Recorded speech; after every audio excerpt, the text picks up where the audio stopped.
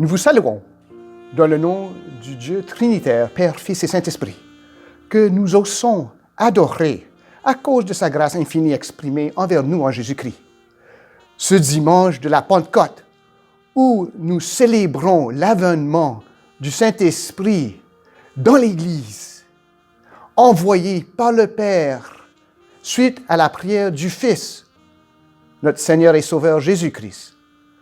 Nous vous invitons à vous joindre à nous, nos trois églises, l'Église évangélique baptiste d'Ottawa, l'Église missionnaire évangélique baptiste de l'Outaouais et l'Église évangélique baptiste d'Orléans, pour écouter avec nous la lecture de la parole de Dieu, pour entendre la prédication et qui va nous diriger à adorer Jésus-Christ et pour lever des chants de louange et des prières à notre Dieu miséricordieux. Que le vent du Saint-Esprit remplisse les voiles de notre foi, afin que nous puissions louer Dieu en esprit et en vérité.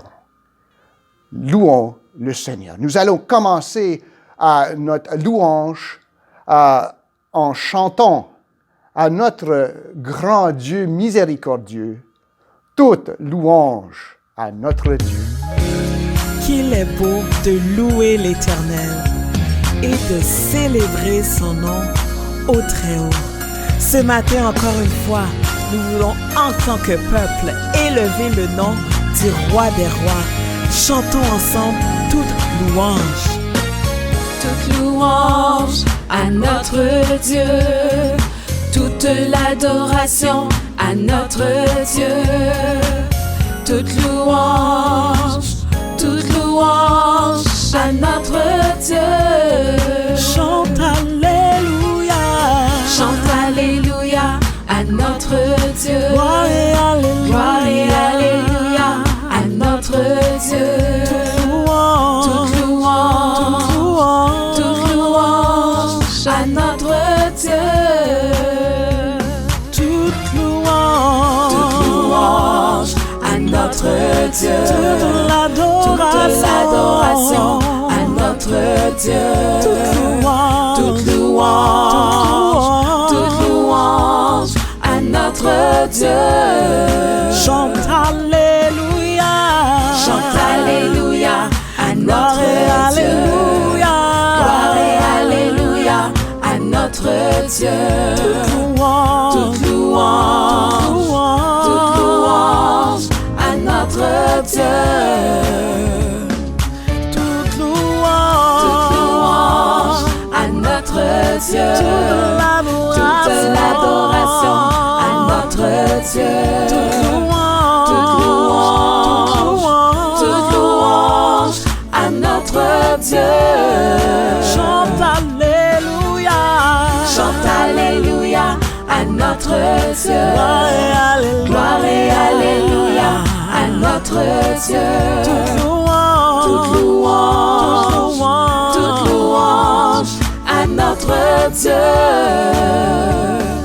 Toute louange à notre Dieu.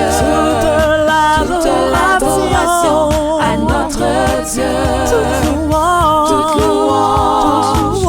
Toute louange à notre Dieu. Chante Alléluia. Chante Alléluia à notre Dieu. Gloire et Alléluia. Gloire et Alléluia à notre Dieu. Toute louange à notre Dieu. Dieu mon sauveur. Dieu mon sauveur. Dieu guérisseur. guérisseur. Dieu mon libérateur. Oui, tu es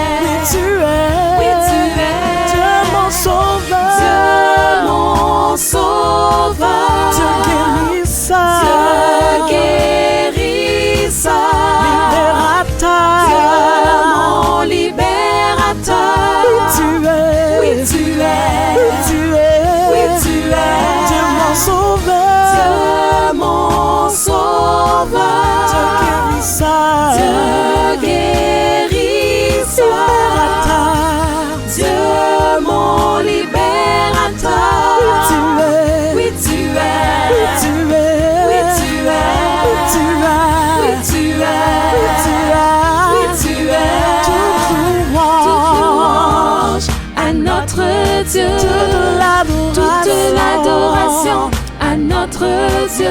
Toute louange,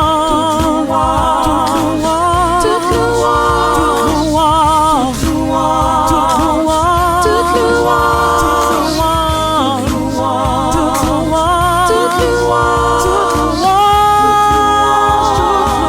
louange, toute louange, toute louange, toute louange, toute louange, toute louange, toute louange, toute louange, toute louange à notre Dieu.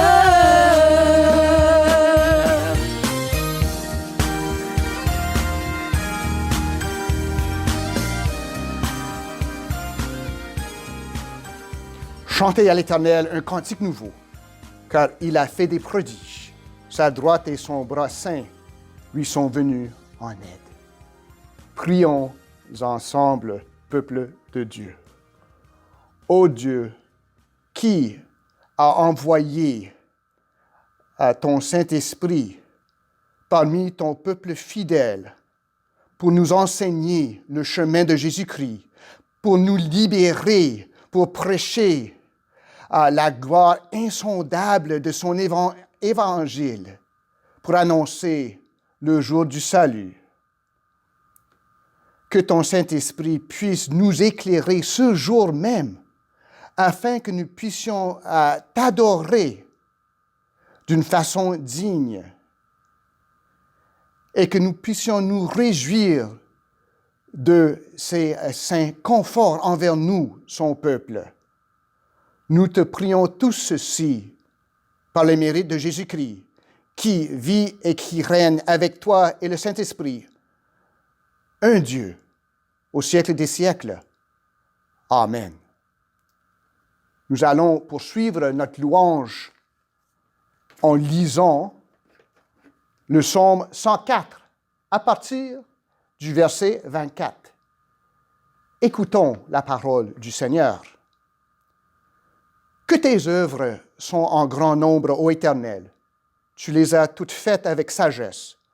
La terre est remplie de tes biens. Voici la grande et vaste mer. Là se muent sans nombre des animaux petits et grands. Là se promènent les navires et ce léviathan que tu as formé pour se jouir dans ces flots. Tous ces animaux espèrent en toi pour que tu leur donnes la nourriture en son temps. Tu la leur donnes et ils la recueillent. Tu ouvres ta main et ils se rassasient de bien. Tu caches ta face, ils sont tremblants. Tu leur retires le souffle, ils expirent et retournent dans leur poussière. Tu envoies ton souffle, ils sont créés, et tu renouvelles la face de la terre. Que la gloire de l'Éternel subsiste à jamais. Que l'Éternel se réjouisse de ses œuvres. Il regarde la terre et elle tremble. Il touche les montagnes et elles sont fumantes. Je chanterai l'Éternel tant que je vivrai. Je célébrerai mon Dieu tant que j'existerai. Que mes paroles lui soient agréables. Je veux me réjouir en l'Éternel. Que les pécheurs disparaissent de la terre et que les méchants ne soient plus. Mon âme bénit l'Éternel. Louez l'Éternel. Nous allons ensemble louer l'Éternel en entendant le chant. Ô Dieu, tu transformas l'eau en vin. Louons l'Éternel.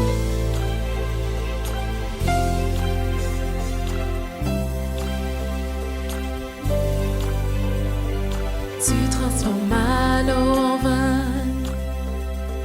toucha les yeux de ta main, nous n'est comme toi, comme toi. Dans nos ténèbres tu brilles, tu nous redonnes la vie, nous n'est comme toi. Comme toi, Dieu admirable, Dieu admirable, inébranlable, ton nom surpasse toute puissance, Dieu de miracles, incomparable, oh Dieu, oh Dieu, oh Dieu, Dieu admirable, Dieu admirable.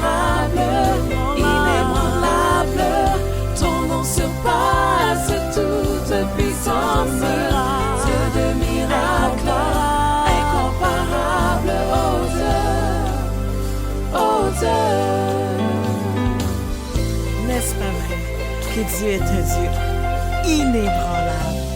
Rien ni personne ne peut le faire trembler. Tu transformas l'eau en vin. Toucha les yeux de ta main. Toucha les yeux de ta main. Nul n'est comme toi. Comme toi. Dans nos ténèbres. Dans nos ténèbres, tu brilles. Tu nous redonnes la vie. Nul n'est comme toi. Comme toi.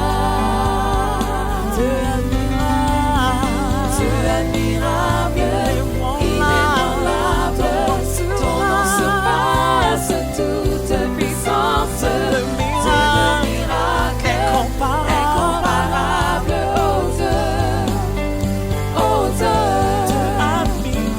Dieu admirable, inébranlable, ton nom surpasse toute puissance. Dieu de miracle, incomparable,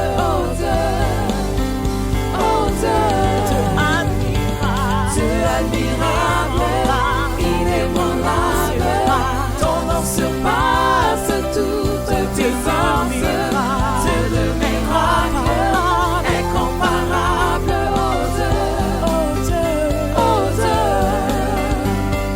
Dieu admirable, inébranlable, ton nom surpasse toute puissance. Dieu de miracle, incomparable,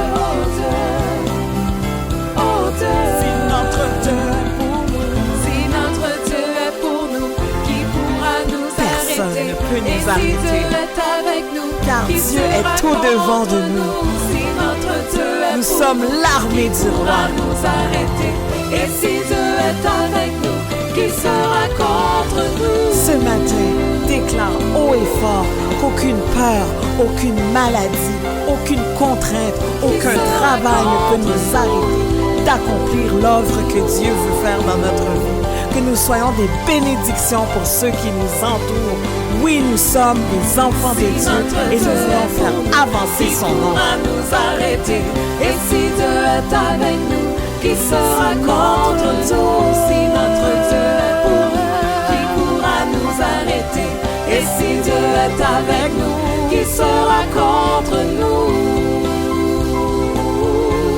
Mais qui sera contre nous? Qui sera contre nous? Personne ne peut être contre nous. Dieu admirable, inébranlable.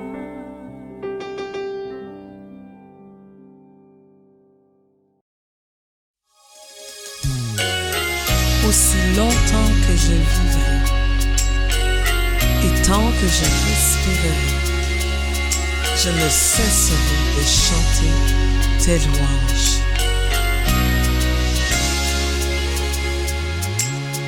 Mon Alléluia te revient.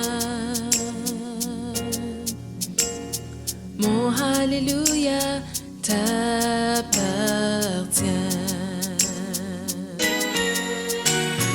Mon Alléluia te revient. Mon Alléluia t'appartient. Tu es digne, tu es digne, tu es digne, tu es digne. Mon adoration te revient. Mon adoration, Mon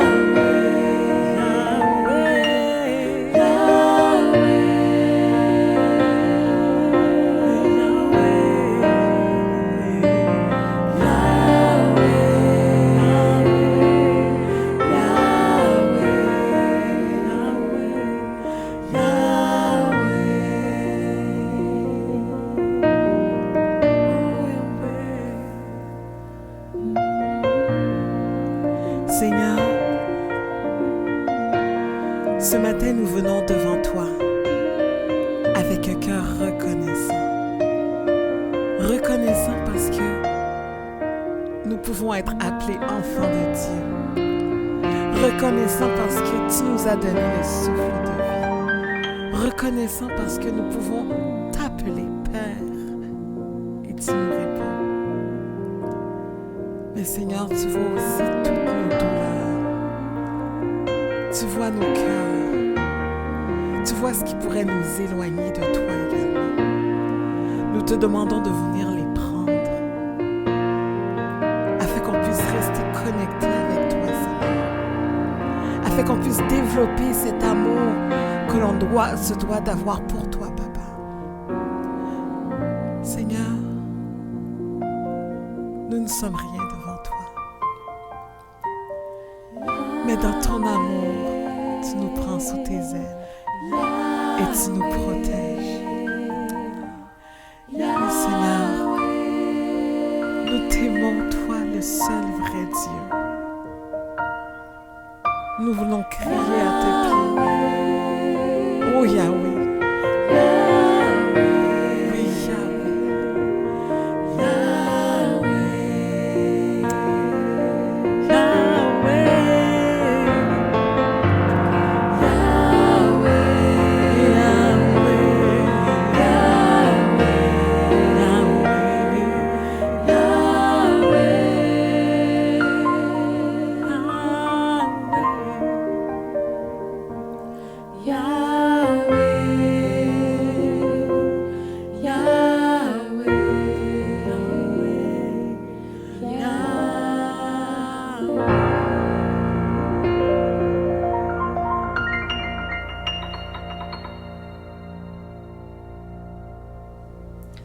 Frères et sœurs en Jésus-Christ, soyez bénis en ce dimanche. Et c'est avec joie que nous vous accueillons. Certainement, il y en a parmi nous qui célèbrent leur anniversaire de naissance, ou leur anniversaire de mariage, ou leur anniversaire de conversion. Eh bien, nous nous réjouissons avec vous pour cet événement, que ce soit aujourd'hui ou au courant de cette semaine. Aussi, nous vous encourageons à aller faire un tour sur le site web de votre église respective pour prendre connaissance des annonces. Vous pouvez aller au eebo.ca, emebo.org ou egebo.ca.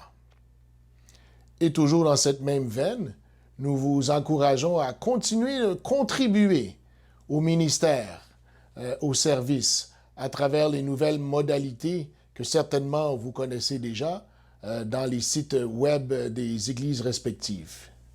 Joignez-vous à moi dans la lecture de la parole de Dieu qui va nous amener à la prière d'intercession. Nous allons lire le psaume 121, qui est un cantique des degrés. Je lève mes yeux vers les montagnes, d'où me viendra le secours? Le secours me vient de l'Éternel qui a fait les cieux et la terre.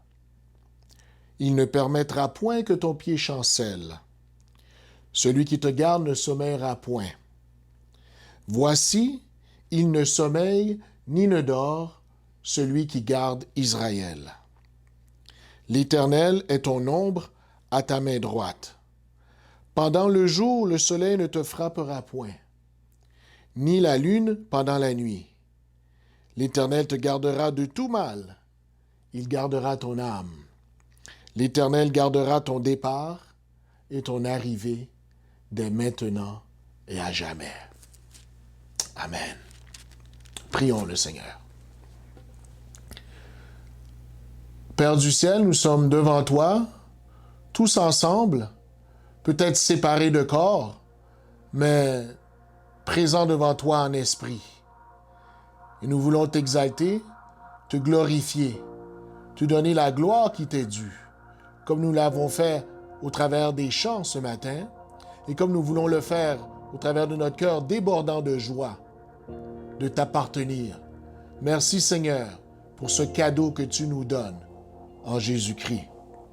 Nous voulons te prier Seigneur pour notre vie même, pour notre cœur, parce que nous savons que dans notre cheminement avec toi, nous trébuchons de plusieurs manières. Et c'est pour cela qu'on te demande pardon, Père, pour nos péchés. Pardon pour nos actions qui ne t'ont pas honoré. Pardon, Seigneur, pour nos omissions. Toute pensée, toute chose que personne ne peut voir, mais que toi, tu vois, Seigneur. On te demande collectivement pardon, Père, en Jésus-Christ. Que tu puisses nous purifier, que tu puisses nettoyer nos cœurs. Oui, Père, nous voulons marcher dans la droiture devant toi et nous savons que nous ne pouvons pas le faire de n'importe quelle manière. C'est pour cela qu'on a besoin de ton assistance, Seigneur. Viens, Père, et visite-nous.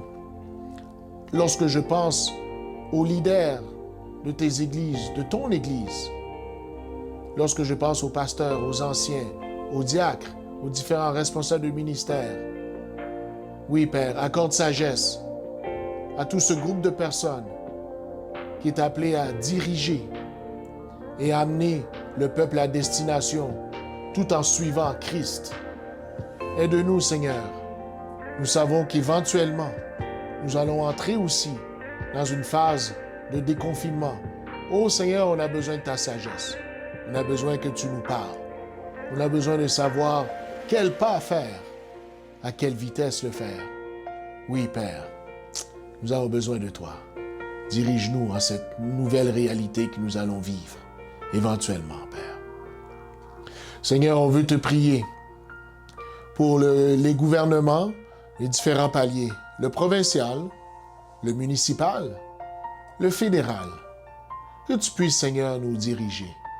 Que tu puisses leur donner la sagesse afin que l'on puisse aller dans la direction qui sera donnée pour le plus grand bien de la société. Oui, Père, on sait que tu as aussi de tes servantes et serviteurs qui sont dans les différents paliers de gouvernement. Que leur lumière puisse briller pour toi et que leur sagesse puisse être entendue et qu'ils puissent eux aussi aider à donner cette direction dans ce beau et grand pays dans lequel tu nous as placés. Merci, Seigneur. Toute la gloire te revient à cet effet, Seigneur. On veut te prier aussi pour ceux et celles qui sont malades. On pense particulièrement à ceux et celles qui sont atteints de la COVID-19. Ô Père, les choses ne sont pas faciles lorsqu'on regarde les statistiques. Mais Seigneur, nous ne voulons pas regarder aux statistiques, nous voulons regarder à toi, qui est la résurrection et la vie. Que tu puisses accorder force, courage aux médecins qui côtoient, aux infirmiers, infirmières, aux préposés qui s'occupent de ces gens, Seigneur, qui souffrent dans leur corps. Que tu puisses accorder guérison à ceux et celles qui sont malades, Seigneur. Aussi, Père, on ne peut pas oublier ceux et celles qui ont perdu des êtres chers, aussi à cause de cette pandémie, mais aussi pour toute autre raison, Seigneur. Soit avec ceux et celles qui souffrent, qui pleurent la disparition d'un être cher, que nous soyons là avec eux, à cheminer avec eux, à les aider de passer au travers. Toi seul, Seigneur, peux passer ce baume de soulagement sous leur cœur. C'est ce qu'on te demande, Seigneur. Père, aussi on veut te prier pour nos familles. Nous sommes confinés depuis maintenant plusieurs semaines. Et peut-être que le temps devient long, mais c'est toi, Seigneur, qui va nous raviver. C'est toi, Seigneur, qui va nous restaurer. Accorde courage et force aux enfants qui reçoivent leur éducation à distance. Aussi les parents qui sont là pour épauler les enfants. Et ceux et celles dans les milieux d'éducation qui travaillent d'arrache-pied à ce que ce soit vraiment une situation plus que respectable dans la façon de faire les choses, quoique confinée. Aide-nous, Seigneur. Aide-nous. Dirige-nous dans cela, Seigneur. On veut te prier aussi, Seigneur, pour ton Église persécutée. Ici, certainement, la COVID-19 bat son plein, et certainement ailleurs dans le monde. Mais même au-delà de la COVID, il y a encore des personnes, des groupes qui attaquent les frères et les sœurs, justement parce qu'ils ont mis leur foi en Jésus-Christ.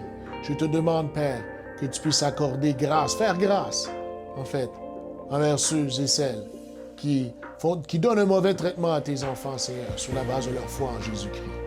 Et accorde courage à ces leaders, accorde courage aux familles, aux individus qui marchent avec toi, nos frères et nos sœurs, ceux dans lesquels nous ne pouvons pas voir, ceux dans lesquels nos bras ne sont pas assez longs. Mais nous comptons sur toi, Seigneur. Toi, tu peux aller et tu peux mettre une clôture de grâce autour d'eux, afin qu'ils puissent cheminer. Oui, Père, que tu puisses agir en ce sens. Père, on veut te prier pour nous-mêmes, dans notre marche avec toi, dans notre marche de vie, dans notre cheminement de foi. Seigneur, nous avons besoin de persévérer. Nous avons besoin encore plus de toi, plus de ta compassion, plus de ton courage, Seigneur. Père, que nous puissions apprendre à marcher ensemble, que nous puissions apprendre à marcher devant toi, que nous puissions apprendre aussi, Seigneur, à prendre le temps, cultiver ce moment avec toi. Évidemment, en ce temps de confinement, Seigneur, les occasions sont là. Donne-nous de profiter de cela, Seigneur, afin que nous puissions avancer. Avancer avec toi, avancer ensemble comme peuple. Nous comptons sur toi, Seigneur. Toute la gloire te revient. Nous mettons entre tes mains le reste de ce moment ensemble. Prépare nos cœurs. Dispose déjà nos cœurs, Seigneur, à recevoir de ta parole. Nous avons reçu de toi au travers des chants, au travers des lectures de ta parole. Parle-nous encore, Seigneur, au travers de ta parole. Nous remettons tout entre tes mains. Et nous te prions ainsi, Père, dans le nom de Jésus, celui qui vit et qui règne au siècle des siècles. Amen. Disposons nos cœurs maintenant à recevoir le message de la parole de Dieu. Frères et sœurs, que la paix et la grâce de Dieu soient avec vous. Nous avons loué, nous avons prié, et maintenant le moment est venu pour nous de nous mettre à l'écoute de la parole de Dieu en ce beau jour. Le texte de notre message se trouve dans la prophétie de Joël, chapitre 2, versets 18 à 32. Joël, chapitre 2, versets 18 à 32. Et je lis pour vous. L'Éternel est ému de jalousie pour son pays et il épargne son peuple. L'Éternel répond, il dit à son peuple, « Voici, je vous enverrai du blé, du mou et de l'huile et vous en serez rassasiés. Et je ne vous livrerai plus à l'opprobre parmi les nations. J'éloignerai de vous l'ennemi du nord, je le chasserai vers une terre aride et déserte. Son avant-garde dans la mer orientale, son arrière-garde dans la mer occidentale, et son infection se répandra. Sa puanteur s'élèvera dans les airs, parce qu'il a fait de grandes choses. Terre, ne crains pas, sois dans l'allégresse et réjouis-toi, car l'Éternel fait de grandes choses. Bêtes des champs, ne craignez pas, car les plaines du désert reverdiront, car les arbres porteront leurs fruits, le figuier et la vigne donneront leur richesse, et vous, enfants de Sion, soyez dans l'allégresse et réjouissez-vous en l'Éternel votre Dieu, car il vous donnera la pluie en son temps, il vous enverra la pluie de la première et de l'arrière-saison. Comme autrefois. Les airs se rempliront de blé et les cuves regorgeront de mou et d'huile. Je vous remplacerai les années qu'ont dévoré la sauterelle, le gélec, le hassil et le gassam, ma grande armée que j'avais envoyée contre vous. Vous mangerez et vous vous rassasierez, et vous célébrerez le nom de l'Éternel votre Dieu, qui aura fait pour vous des prodiges, et mon peuple ne sera plus jamais dans la confusion. Et vous saurez que je suis au milieu d'Israël, que je suis l'Éternel votre Dieu, et qu'il n'y en a point d'autre. Et mon peuple ne sera plus jamais dans la confusion. Après cela, je répandrai mon esprit sur toute chair. Vos fils et vos filles prophétiseront. Vos vieillards auront des songes et vos jeunes gens des visions. Même sur les serviteurs et sur les servantes, dans ces jours-là, je répandrai mon esprit. Je ferai paraître des prodiges dans les lieux et sur la terre, du sang, du feu et des colonnes de fumée. Le soleil se changera en ténèbres et la lune en sang, avant l'arrivée du jour de l'Éternel. de ce jour grand et terrible. Alors, quiconque invoquera le nom de l'Éternel sera sauvé. Le salut sera sur la montagne de Sion et à Jérusalem, comme a dit l'Éternel, et parmi les réchappés que l'Éternel appellera. Parole du Seigneur. Maintenant, nous prions selon les mots de l'apôtre Pierre dans 1 Pierre 4, verset 10. Si quelqu'un parle, que ce soit comme annonçant les oracles de Dieu. Si quelqu'un remplit un ministère, qu'il le remplisse selon la force que Dieu communique, afin qu'en toute chose, Dieu soit glorifié par Jésus-Christ, à qui appartiennent la gloire et la puissance au siècle des siècles. Amen. Donc, frères et sœurs, une joie de vous retrouver ce matin, en beau dimanche, où l'Église chrétienne célèbre la Pentecôte. La Pentecôte marque le 10e jour après l'Ascension et le 50e jour après la résurrection de notre Seigneur Jésus. La Pentecôte marque en fait la naissance de l'Église chrétienne telle que nous la connaissons, parce que les disciples et plusieurs autres croyants étaient assemblés à Jérusalem, un lieu pas très haut, pas très loin de la chambre haute, et environ 120 personnes étaient réunies. Et là, le livre des Actes nous rapporte ceci. Le jour de la Pentecôte, ils étaient tous ensemble dans un même lieu. Et tout à coup, il vint du ciel un bruit comme celui d'un vent impétueux. Et il remplit toute la maison où ils étaient assis. Des langues semblables à des langues de feu leur apparurent, séparées les unes des autres, et se posèrent sur chacun d'eux. Et ils furent tous remplis du Saint-Esprit et se mirent à parler en d'autres langues selon que l'Esprit leur donnait de s'exprimer. Donc ça, c'est dans le Nouveau Testament. Mais dans l'Ancien Testament, nous retrouvons aussi la fête de la Pentecôte qui s'appelait la fête des semaines. Donc, à la fin de la moisson, au mois de juin, les fermiers juifs se réunissaient et avaient cette grande fête, une fête d'action de grâce à l'Éternel, pour rendre action de grâce à l'Éternel à la fin de la moisson, signifiant par là que l'homme semait, mais c'est l'Éternel qui faisait pousser, et c'est par l'Éternel qu'il pouvait récolter les fruits de la terre. Et pour nous, c'est aussi, ça nous montre aussi que nous avons besoin d'énergie pour plusieurs des choses. Par exemple, nous avons une voiture, des voitures, mais nous n'irons nulle part sans essence dans la voiture. Donc, la voiture a besoin de l'énergie générée par l'hydrocarbure.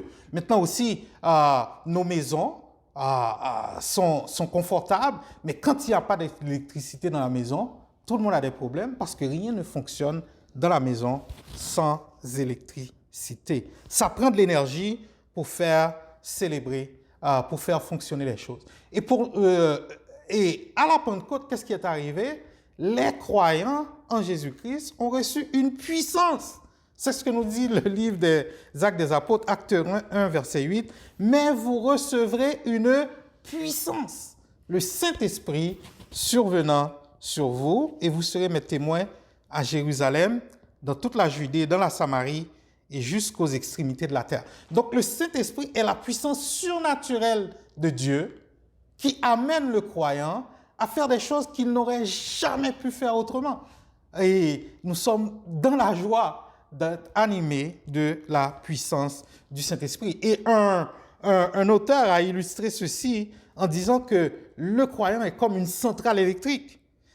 Stephen a grandi en se sentant stigmatisé d'être légalement aveugle. Pour lui, la vue consistait en diverses formes de couleurs et d'ombres. En privé, il appuyait son visage contre la page d'un livre et mémorisait les noms des rues dans une tentative épuisante de paraître plus apte qu'il ne l'était en réalité. À l'âge de 39 ans, la vie de Stephen a changé après avoir acquis un chien guide affectueux et soigneusement entraîné nommé Corky. En apprenant à utiliser Corky pour le guider, Stephen a réfléchi à la confiance croissante dans leur relation. Il a déclaré « La foi passe de la croyance à la conviction, puis à la certitude. Nous sommes une centrale électrique. Lorsque Stephen a admis qu'il avait besoin de l'aide d'un compagnon voyant, un nouveau monde de liberté et de mobilité s'est ouvert à lui. De nombreux croyants se fraient un chemin dans la vie chrétienne par leur propre force. Apparemment, ils ne sont pas conscients que Dieu a fourni un guide surnaturel pour les guider. Jésus a dit qu'il nous enverrait un consolateur qui nous guiderait dans toute la vérité, selon Jean 16, verset 13. Lorsque nous confessons tout péché connu et que nous dépendons ensuite du Saint-Esprit pour nous guider, selon Galates 5, 16, 18, nous devenons une puissance pour Dieu, car nous marchons par la foi et non par la vue. 2 Corinthiens 5, verset 7. Nous adorons un Dieu trinitaire, frères et sœurs. Le Père agit par le Fils agit en nous par le Saint-Esprit qui agit en nous.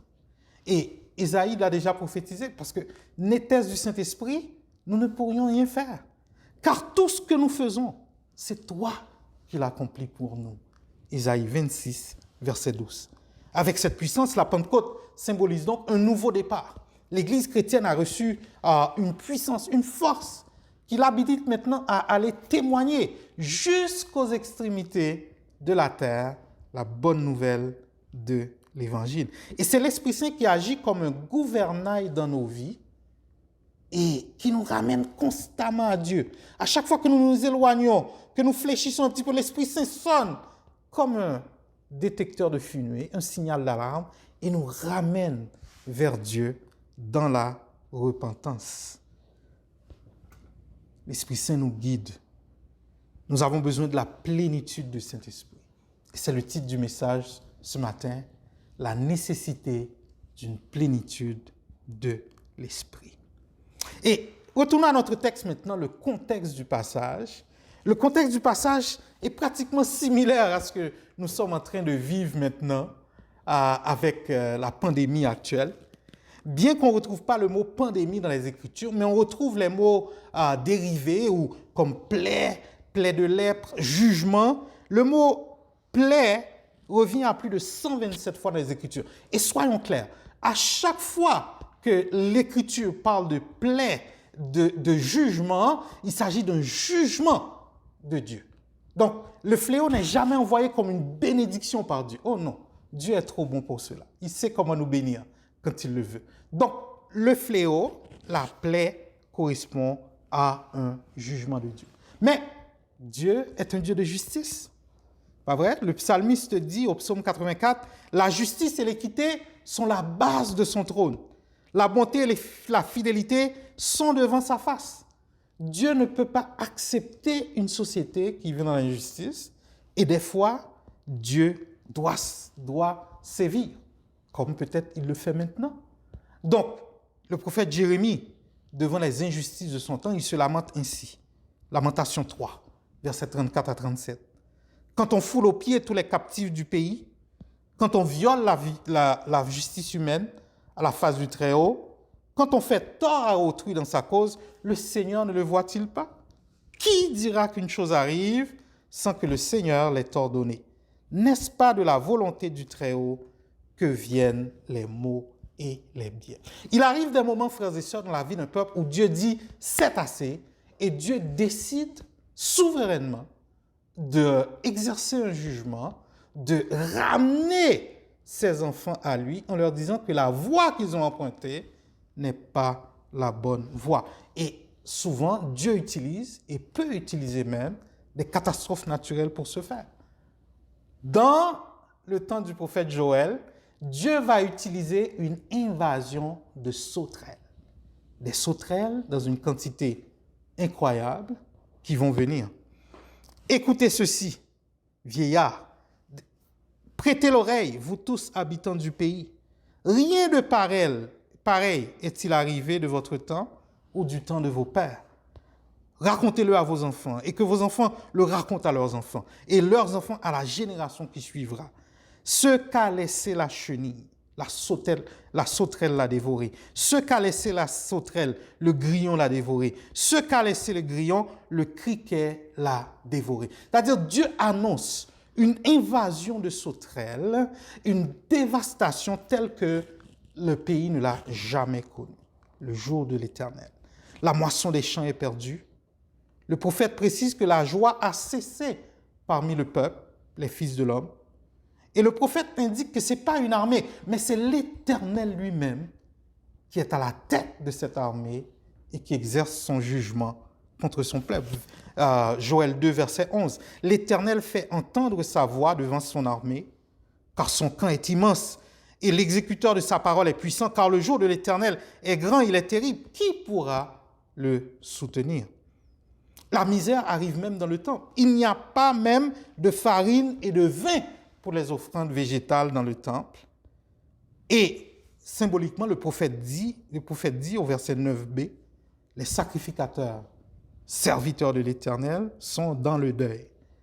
La population est consternée. Le pays était auparavant un jardin d'Éden et depuis, c'est un désert affreux. Rien ne lui échappe. Donc, frères et sœurs, vous voyez ce que nous vivons là, vous vous plaignez de Covid. Il y a déjà eu pire, pire par le passé, dans cette même terre où l'Éternel a exercé un jugement.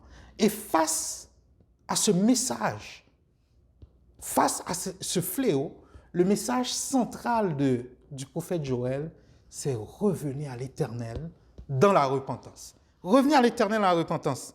Versets 12 et 14. Maintenant, encore, dit l'Éternel, revenez à moi de tout votre cœur, avec des jeûnes, avec des pleurs, avec des lamentations. Déchirez vos cœurs et non vos vêtements, et revenez à l'Éternel votre Dieu, car il est compatissant et miséricordieux, lent à la colère et riche en bonté, et il se repent des maux qu'il envoie. Donc Dieu appelle à un nouveau départ. Dieu appelle à un reset pour dire nous allons repartir sur des nouvelles bases. Et ce qui est merveilleux avec notre Dieu, c'est qu'avec Jésus-Christ, il y a toujours une voie de retour. Peu importe mon frère, peu importe mon ami, peut-être tu ne connais pas encore le Seigneur, peu importe dans quel trou que tu te trouves, peu importe dans quelle situation, dans quel pétrin tu t'es mis, la grâce de Dieu peut aller te chercher et t'amener là où Dieu veut que tu sois. Parce que Dieu a payé pour tes péchés passés,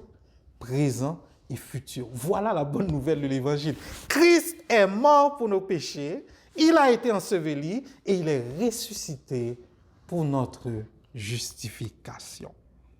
Et nous pouvons penser, frères et sœurs, à la lumière de tout ce que nous lisons dans les Écritures, que les circonstances que nous vivons actuellement sont un jugement de Dieu.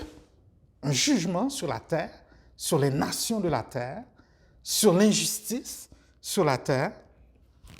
Et ce sont des signes des temps. Mais nous devons constamment nous rappeler que ce qui intéresse Dieu, c'est une réforme de nos cœurs, une réforme de nos voies. 1 Samuel 16, 7. L'Éternel ne considère pas ce que l'homme considère. L'homme regarde à ce qui frappe les yeux, mais l'Éternel regarde au cœur. Et en ces circonstances, Dieu nous invite à examiner nos cœurs. Dieu nous parle par les circonstances. Et lorsque l'Esprit Saint agit en nous, nous conduit sur le chemin de la repentance. Et le chemin de la repentance est l'autoroute qui mène au cœur de Dieu. Il ne repousse pas ceux qui viennent à lui, les pécheurs repentants. Donc, la repentance, sans repentance, dans l'Église, nous ne pouvons rien faire. Il y aura une religion, mais il n'y aura pas de relation. Sans repentance, la gloire de Dieu ne peut pas se manifester. Et nous sommes dans ce temps, frères et sœurs, pour revenir à l'Éternel. Revenir à notre Dieu. Notre prière est que ces circonstances déclenchent un réveil. Un réveil parmi nous, un réveil planétaire. Et ce réveil, ce n'est pas l'affaire de quelques-uns. Quand le peuple était dans les problèmes, le peuple a crié une assemblée solennelle. Nous voyons ça dans Joël 2, versets 15 et 16. Sonnez la trompette en Sion, publiez un jeûne, une convocation solennelle, assemblez le peuple, formez une sainte réunion, assemblez les vieillards, assemblez les enfants, même les nourrissons à la mamelle, que l'époux sorte de sa demeure et l'épouse de sa chambre. Et ce matin, nous allons voir que lorsque l'Esprit de Dieu agit en nous, produit la repentance et que nous tournions à notre Dieu avec un cœur sincèrement repentant, des choses extraordinaires se passent. Et on va voir 7 bénédictions qui arrivent lorsque cela se produit. La première bénédiction, c'est que la repentance déclenche la compassion de Dieu. Vous savez, c'est quoi la compassion? La compassion, c'est ne pas recevoir ce qu'on mérite. Le cœur de Dieu qui revient à son peuple. Et le texte nous dit, l'Éternel est ému de jalousie pour nous. Il dit que l'Éternel éprouve pour son pays une passion. Il a pitié de son peuple. Peu importe les circonstances par lesquelles on passe, peu importe par les collines, souvenons-nous que nous sommes aimés passionnément de Dieu. Qui nous séparera de l'amour de Dieu manifesté en Jésus-Christ? Un amour passionné, intense, qui l'a amené à sacrifier son propre Fils pour nous. C'est cet amour de Dieu qui déclenche sa compassion. Car le Seigneur ne rejette pas toujours, Lamentation 3, mais lorsqu'il afflige, il a compassion selon sa grande miséricorde. Car ce n'est pas volontiers qu'il humilie et qu'il afflige les enfants des hommes. Dieu nous punit lorsque nous ne laissons plus le choix. Mais sa volonté, c'est de nous bénir. Sa volonté, c'est que nous puissions grandir dans la connaissance de Jésus. Le psalmiste dit au Psaume 86, verset 15, « Mais toi, Seigneur, tu es un Dieu miséricordieux et compatissant, lent à la colère, riche en bonté et en fidélité. » Donc la première bénédiction que nous avons, la certitude que nous avons, c'est que la repentance déclenche la compassion de Dieu. Ensuite, nous voyons que l'Éternel répond aux prières. Arrivé dans la désobéissance, il y a un moment où Dieu ne nous écoute plus. Dieu dit, bon, je me retire. Vous voulez faire ce que vous voulez? Allez-y. Je ne suis plus avec vous. Il arrive un temps dans notre rébellion où nos prières n'arrivent pas à l'Éternel. Mais lorsque la repentance est sincère, l'Éternel répond à son peuple. Lorsqu'on retourne à l'Éternel dans la prière, il y a des bénédictions matérielles qui arrivent. On le voit au verset 19. « Je vous enverrai du blé, du mou et de l'huile, et vous en serez rassasiés. » Frères et sœurs, votre réfrigérateur peut être rempli. Vous pouvez avoir plusieurs choses à la maison et ne pas être rassasié. Mais lorsque Jésus donne, la satisfaction est là et vous pouvez être rassasié, satisfait en Jésus. Et Dieu dit, il va restaurer l'honneur du peuple. Je ne vous livrerai plus à l'opprobre parmi les nations. En Jésus-Christ, notre honneur est restauré. Peut-être as-tu passé une phase dans ta vie où tu avais honte, tu te cachais des hommes. Mais en Jésus-Christ, nous sommes pardonnés. C'est pour ça qu'on chante « J'échange toutes mes peines. Je laisse tomber ma peur. Je les abandonne pour la joie du Seigneur. J'échange mes faiblesses. Je laisse tomber ma douleur. Je les abandonne pour la joie du Seigneur. » Bénédiction matérielle, libération du pouvoir des ennemis. « J'éloignerai de vous l'ennemi du nord » verset 20. « Je le chasserai vers une terre aride et déserte, son avant-garde dans la mer orientale, son arrière-garde dans la mer occidentale. » L'armée de sauterelles va être engloutie, dit l'Éternel, puisqu'il y a eu repentance de son peuple. Autre bénédiction, c'est que l'Éternel restaure la joie, versets 21 à 23. L'Éternel seul peut restaurer la joie ce matin, frères et sœurs.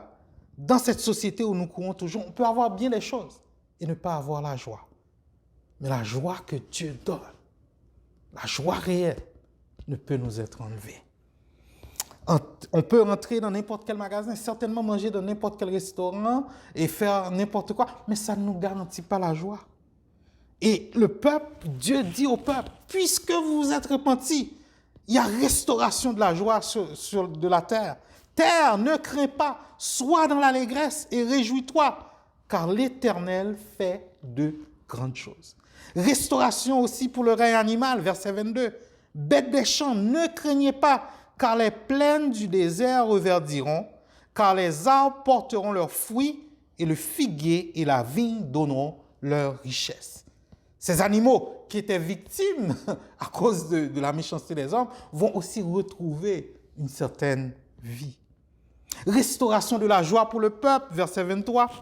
Et vous, enfants de Sion, soyez dans l'allégresse et réjouissez-vous en l'Éternel votre Dieu, car il vous donnera la pluie en son temps, il vous enverra la pluie de la première et de l'arrière-saison comme autrefois. C'est-à-dire que cette pluie est une préfiguration de l'Esprit Saint qui sera répandu en abondance comme autrefois. J'aime le mot comme autrefois parce que lorsque nous sommes dans les problèmes, lorsque nous sommes en trouble avec Dieu, on a tendance à oublier que Dieu a agi par le passé et nous pouvons prendre réconfort dans le fait que Dieu restaure son peuple.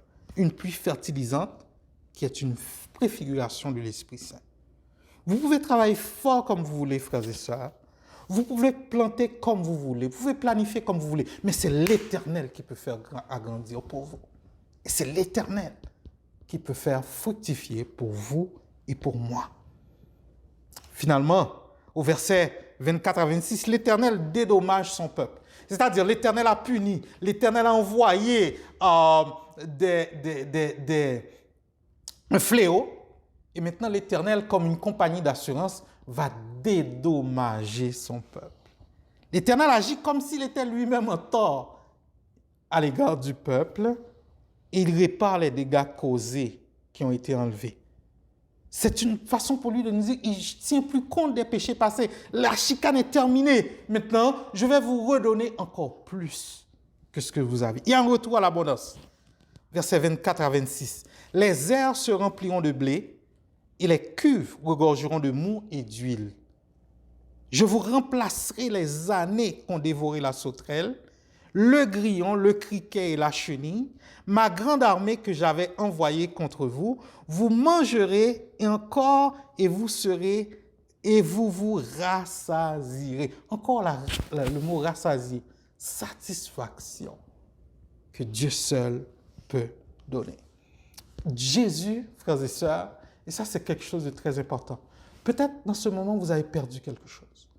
Perte d'emploi, perte d'argent, perte de biens matériels, perte d'autres quoi que ce soit. Jésus peut restaurer. Le Dieu que nous servons est le Dieu qui donne.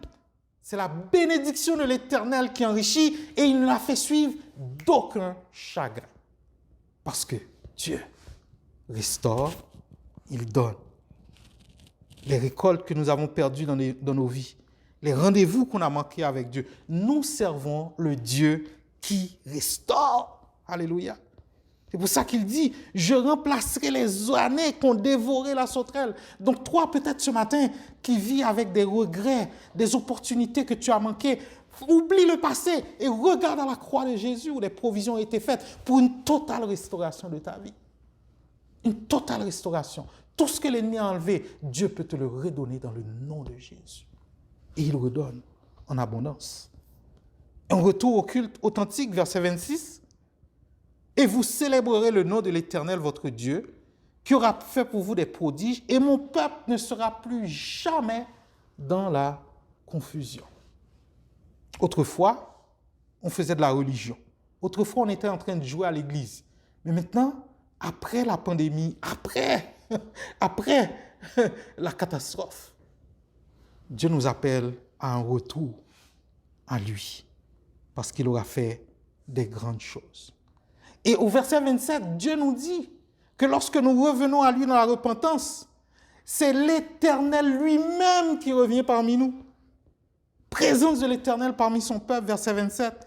Et vous saurez que je suis au milieu d'Israël, que je suis l'Éternel, votre Dieu, et qu'il n'y en a point d'autre.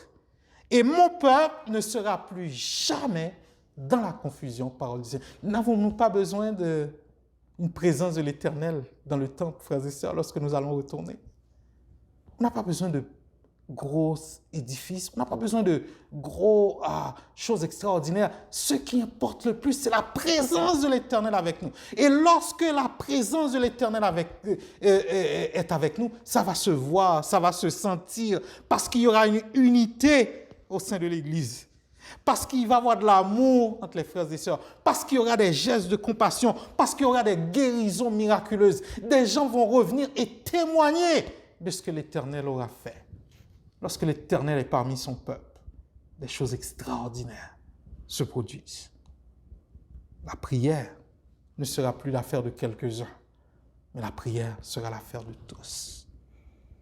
Donc, bénédiction matérielle. Les versets 18 à 27 nous montrent une restauration qui résulte de la repentance. Et maintenant, Dieu va mettre, comme diraient nos frères québécois, la cerise sur le sundae. Il dit, je vais envoyer mon Esprit Saint. Alléluia. Versets 28 à 29. Dieu ne s'arrête pas là. Après cela, je répandrai mon esprit sur toute chair. Vos fils et vos filles prophétiseront, vos vieillards auront des songes et vos jeunes gens des visions. Même sur les serviteurs et sur les servantes, dans ces jours-là, je répandrai mon esprit. Et ce matin, je vais vous dire, frères et sœurs, dans la catastrophe que nous avons, beaucoup de gens courent, on a un vaccin, on a besoin d'un vaccin pour la pandémie. C'est vrai qu'on a besoin d'un vaccin, mais pour nous qui croyons dans le Dieu vivant, ce que nous avons besoin de plus, c'est la nécessité d'une nouvelle effusion de l'Esprit Saint. Et là, toutes les choses vont rentrer dans l'ordre lorsque nous aurons eu l'essentiel. L'Esprit Saint dans l'Ancien Testament était réservé à quelques-uns, aux rois, aux prophètes, aux juges et à quelques ouvriers, comme peut-être Betsaleel. Souvenez-vous, Moïse, près du mont Sinaï, était avec les anciens. Et Dieu a pris de l'esprit de Moïse, il a mis sur les anciens, les 70 anciens, donc, alors que le peuple était tout près. Donc, l'Esprit Saint était répandu en parcimonie, limité dans l'Ancien Testament. Mais maintenant, sous la nouvelle alliance en Jésus-Christ, alléluia, l'Esprit Saint est répandu largement à tout le peuple. Et maintenant, vous et moi, en mettant notre confiance en Jésus-Christ, nous recevons l'Esprit Saint en nous.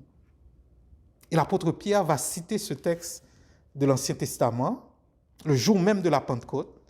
L'Esprit Saint a été donné à tous ceux qui ont placé leur confiance en Jésus-Christ. Et cet Esprit Saint est répandu parce que Dieu a pleinement agréé le sacrifice de notre Sauveur Jésus-Christ à la croix.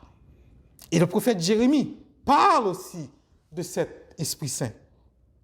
En Jérémie 31, « Voici les jours viennent, dit l'Éternel, où je ferai avec la maison d'Israël et la maison de Juda une alliance nouvelle. Non comme l'alliance que je traiterai avec leur père, le jour où je les saisis par la main pour les faire sortir du pays d'Égypte, alliance qu'ils ont violée. Quoique je fusse leur maître, dit l'Éternel. Mais voici l'alliance que je ferai avec la maison d'Israël. Après ces jours-là, dit l'Éternel, je mettrai ma loi au-dedans d'eux, je l'écrirai dans leur cœur, et je serai leur Dieu, et ils seront mon peuple.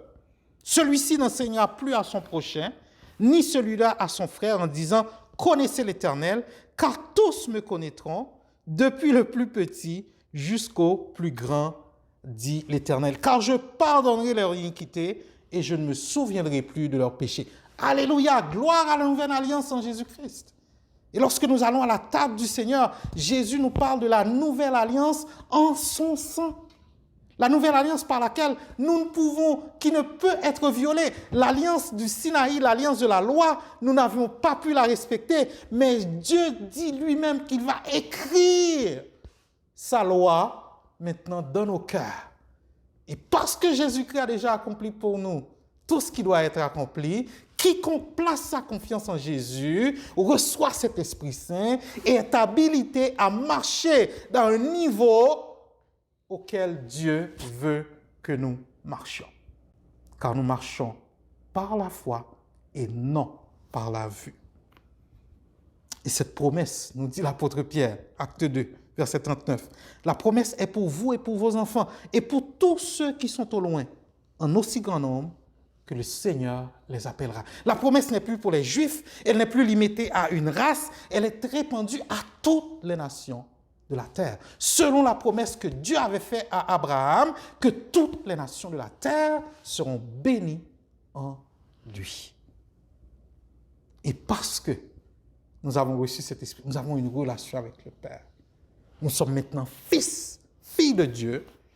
Et l'apôtre Paul nous dit en Romains, vous n'avez point reçu un esprit de servitude pour être encore dans la crainte, mais vous avez reçu un esprit d'adoption par lequel nous crions « Abba, Père ». Dieu est notre Père céleste qui nous accueille en Jésus-Christ. Et nous sommes cette nouvelle personne, ce nouveau sacerdoce en Jésus, des prêtres et des rois.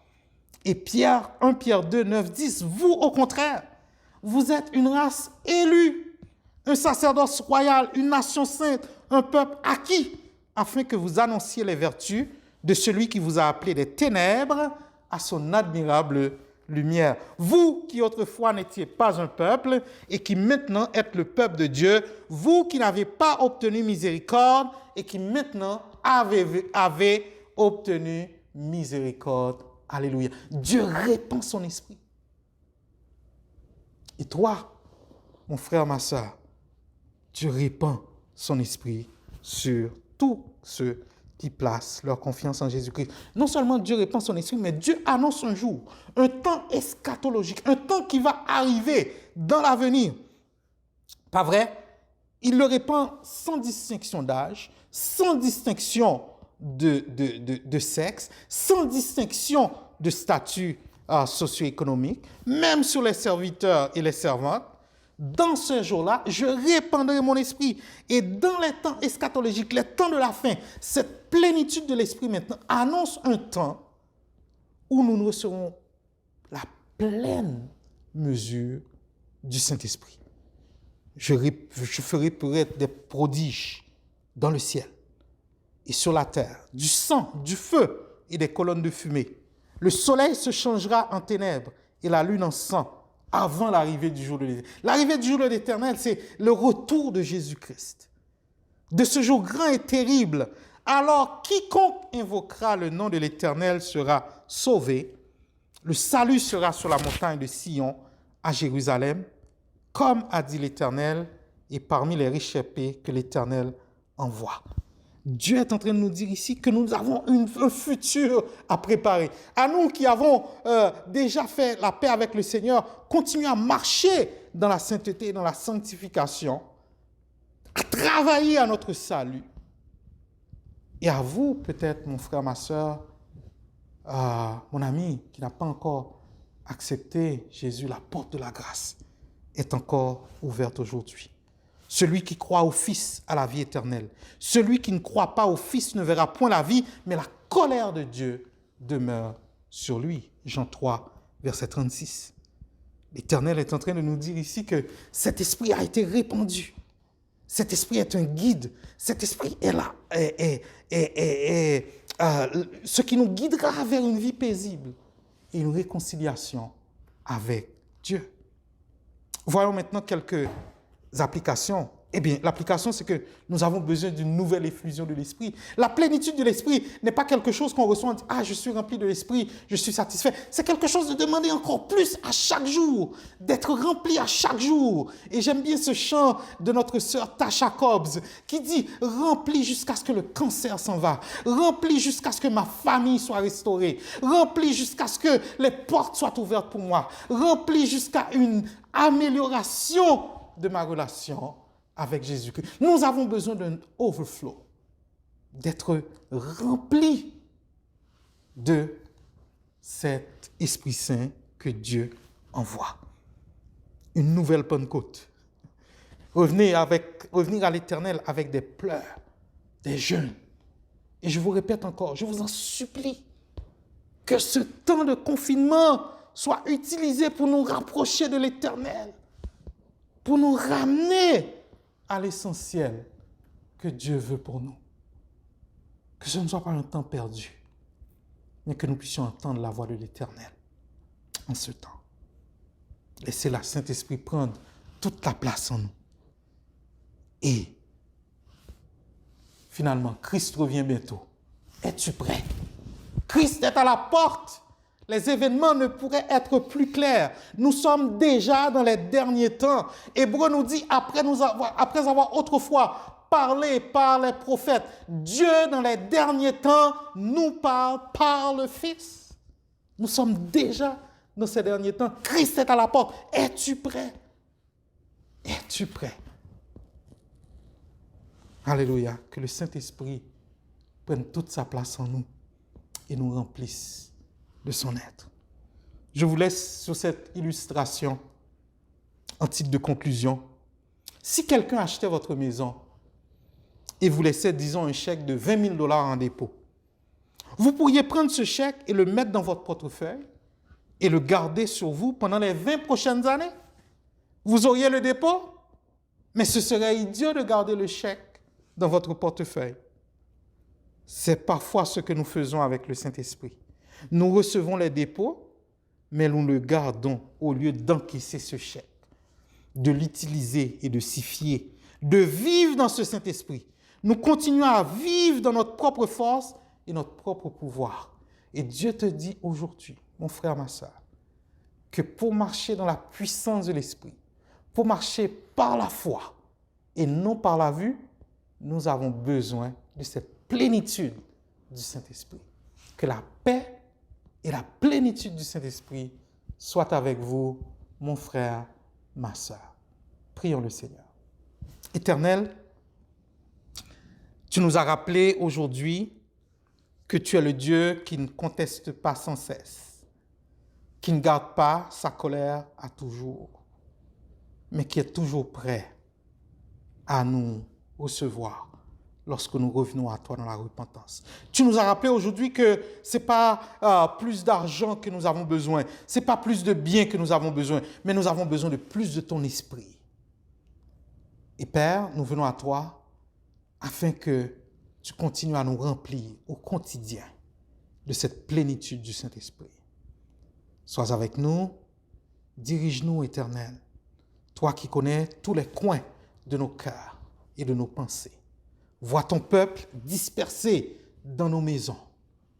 Et Papa, que ton esprit se répande sur nous et sur nos enfants et à tous ceux qui sont au loin.